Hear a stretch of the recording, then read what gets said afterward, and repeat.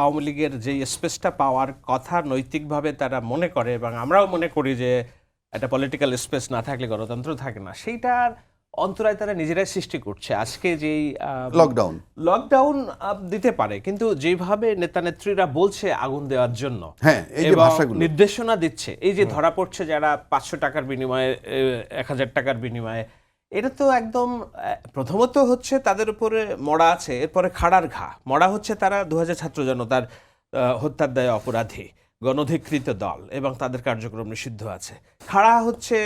খাড়ার ঘা হচ্ছে এই যে আপনি সন্ত্রাস করছেন, সহযোগিতা না করে যদি অ্যাড্রেসে নিতেন এবং রিয়েলাইজেশনস করতেন, তাহলে হয়তো বা সিম্পেথির একটা জায়গা থাকতো। এখন তো ইজিলি সন্ত্রাস বিরোধী আইনে তাদের কার্যক্রম নিষিদ্ধ করার একটা প্রেক্ষাপট তারা তৈরি করছে। বলে কি তালিকা করো, দেখে নিব, লিস্ট করো, কিভাবে? এটা তো রাজনীতি না।